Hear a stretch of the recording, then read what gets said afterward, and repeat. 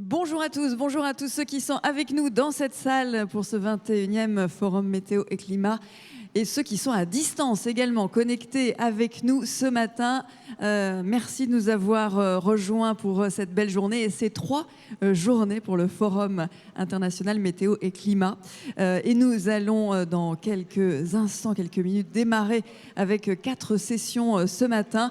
Et sans plus tarder, puisque nous avons la chance d'être dans un lieu absolument magnifique et un lieu qui est incarné en plus à l'Académie du Climat, eh bien je vous propose d'applaudir chaleureusement Anne Hidalgo qui est avec nous pour ouvrir non seulement, et Jean Jouzel également qui l'accompagne pour ouvrir cette journée, mais également ces 3 belles journées qui vont avoir lieu, Anne Hidalgo, à cette Académie du Climat. Alors souhaitez-vous aller au pupitre par exemple ou prendre un micro qui est derrière vous? Voilà, vous avez tout ce qu'il faut. Merci. Un micro, merci à vous.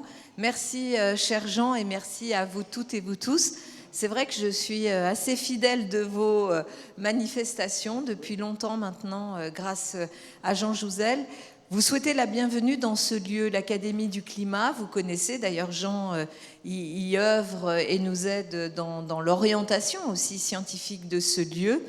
Elle est née après les marches pour le climat des jeunes qui nous expliquaient, qui nous disaient dans 2018, 2019, à quoi ça servait finalement d'aller à l'école si c'était pour reproduire un monde qui était celui qui donnait les désastres actuels. On s'est dit, avec mon équipe, qu'est-ce qu'on peut faire? Quelle réponse on peut apporter? Et puis à l'époque, Jean n'était pas encore intervenu sur les programmes scolaires comme il a pu le faire après. On ne parlait pas du climat. On pouvait faire toutes ces études de la 6e à la terminale, y compris dans les filières scientifiques, sans entendre parler du climat.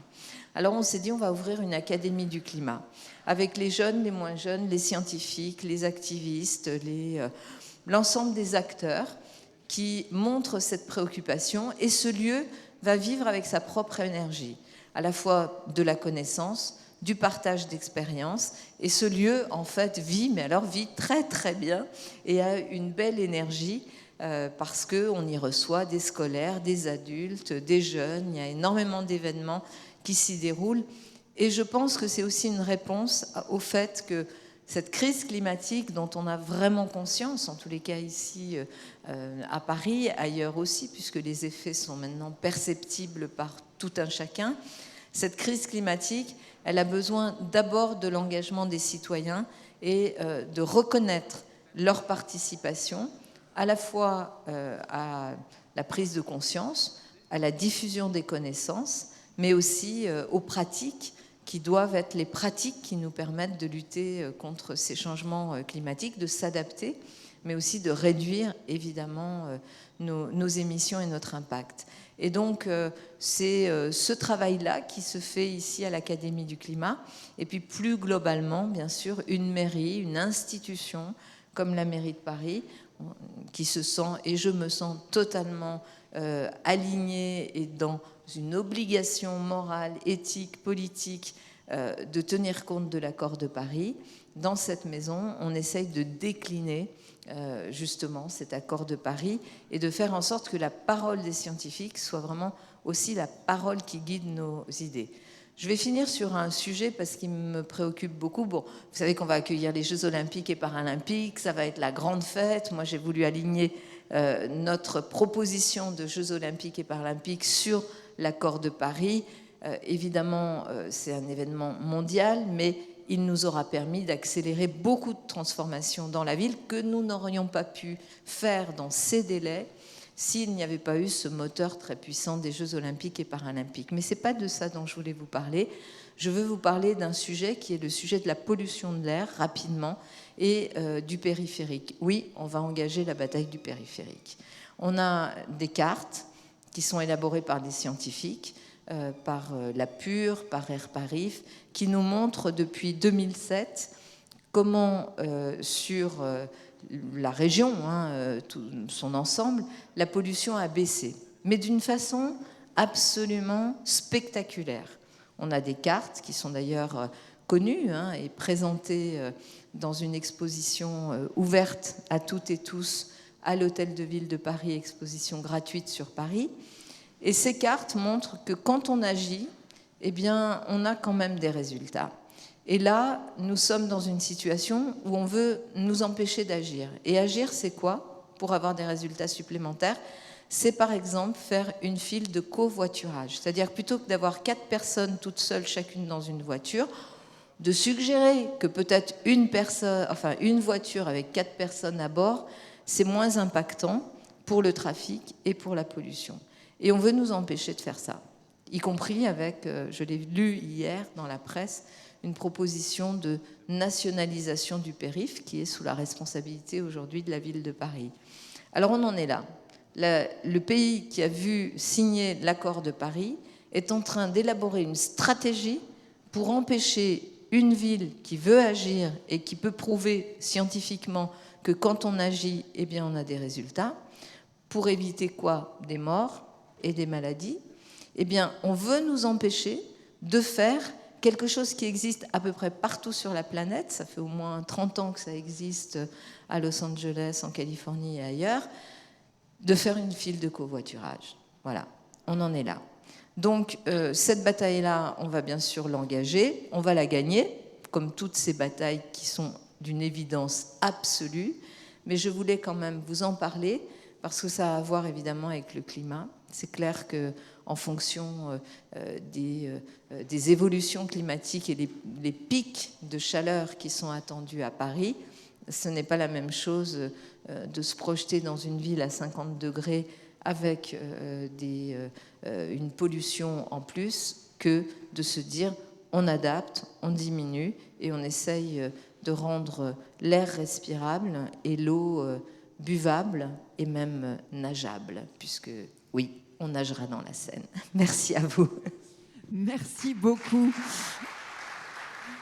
Gisèle. Madame le maire, chère Anne, bonjour à tous et à toutes. Alors, vraiment, c'est un honneur que tu ouvres ce 21e Forum international de la météo et du climat. Alors, d'abord, peut-être pour rebondir sur ce que tu as dit, nous aurons, je crois, dans nos prochaines manifestations, une séance, disons, une journée consacrée à la pollution. Effectivement, c'est très important. Et tu es un peu modeste parce que moi, j'étais à New York en 82-83 et il y avait déjà des files de covoiturage, donc il y a 40 ans. Donc on habitait à Nyack, au nord de New York, et il y avait des files de covoiturage. Voilà, donc merci à vous tous d'être nombreux, à ceux qui sont derrière l'écran. Merci de nous accueillir. Merci à toute l'équipe de l'Académie du Climat, à Sarah, Suzanne, voilà, donc à toutes vos équipes, et bien sûr à toutes les équipes qui ont organisé cette journée. Voilà, donc, alors, oui, c'est vrai, beaucoup de fidélité, Anne, quand même un peu d'infidélité. Nous avons pour le 20e, oui, c'est vrai, on peut dire que nous avons un peu exceptionnellement, notre premier film avait eu lieu à la Cité des Sciences, il y a 20 ans, et nous avons organisé le 20e anniversaire à la Cité des Sciences et de l'Industrie. Ça a été une réussite et nous sommes très heureux, de revenir ici. Ce n'est pas de l'infidélité, mais c'est vraiment assez formidable. Alors c'était assez souvent... C'est un bon choix pour cette année, parce qu'à l'extérieur, ça aurait été un peu plus difficile par ce... Voilà. Donc merci donc à vous tous, merci à l'Académie. C'est vrai, là aussi, je voudrais féliciter tous les membres de l'Académie pour le succès de cette Académie. Nous en avons, je crois qu'il y a 4-5 ans maintenant, nous en discutions, Anne. Voilà, c'était un projet et maintenant c'est quelque chose qui vit très bien. Et voilà, félicitations. Alors, Florence, tu nous parleras plus précisément de ce que nous allons vivre aujourd'hui ensemble. Florence Abetz, c'est la présidente du comité, mais vient avec nous. Mais donc, simplement quelques mots d'introduction. Donc, c'est vrai, nous avons un mois de mai assez exceptionnel, plutôt dans le sens d'une pluviosité importante, mais voilà, disons, ce réchauffement climatique, ces manifestations restent les événements extrêmes. Voilà, on a toujours, même aujourd'hui, des chaleurs de 52 degrés en Inde, vraiment des chaleurs invivables, c'est-à-dire que à partir d'un certain moment, la température, l'humidité est telle que on ne peut plus avoir d'activité normale dehors, d'activité physique, d'activité sportive. On ne peut plus travailler. C'est là où on est l'Inde aujourd'hui. On invite les gens à rester chez eux, mais c'est assez suicidaire. Et il faut voir que si rien n'est fait pour lutter contre le réchauffement climatique, ce type de situation, c'est-à-dire de chaleur invivable, pourrait être dans les régions tropicales et équatoriales, pas en France bien sûr, disons être la norme pendant une partie de l'année dans certaines régions. Donc et peut-être même dans des régions les plus exposées sur l'ensemble de l'année. C'est-à-dire, donc on voit bien ce vers quoi on va. Ce vers quoi on va est assez terrible si on n'en prend pas la mesure. Hein. C'est un peu pour répéter cela. Donc voilà, toujours ces vagues de chaleur. Alors on nous annonce un été peut-être un peu plus chaud que d'habitude, on verra bien. Les prévisions saisonnières sont extrêmement difficiles. Toujours bien sûr des pluies exceptionnelles, des pluies intenses. On a vu ces pluies hivernales importantes. Le Pas-de-Calais, disons, les inondations sont toujours dans notre esprit.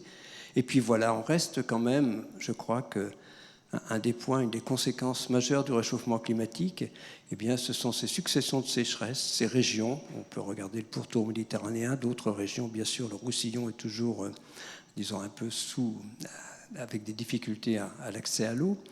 Voilà, et c'est très bien que nous ayons, que la décision a été prise de consacrer cette journée aux sécheresses. Et je crois que c'est intéressant de le voir par le prisme. Alors, il y a le prisme scientifique des sécheresses, mais aussi, bien sûr, par le prisme des aspects socio-économiques. Alors voilà, je vais remercier tous ceux qui ont mis sur pied cette journée, toutes les équipes de Météo des Climats, tous ceux qui se sont investis, Christian Vanier aussi, bien sûr, tous ceux qui se sont investis autour de son organisation, tous nos sponsors, alors je ne vais pas les nommer, mais vous les trouverez dans cette très belle brochure. Voilà, et puis te remercier de nouveau, Anne, remercier toutes les équipes pour l'organisation, aussi bien à la mairie ici, et puis qu'ici à l'Académie. Merci à vous tous et voilà, inviter Florence à nous dire quelques mots ensuite. Merci, on va faire ça dans un deuxième temps. Merci beaucoup à tous les deux. Merci Anne Hidalgo d'avoir été avec nous. Merci Jean Jouzel.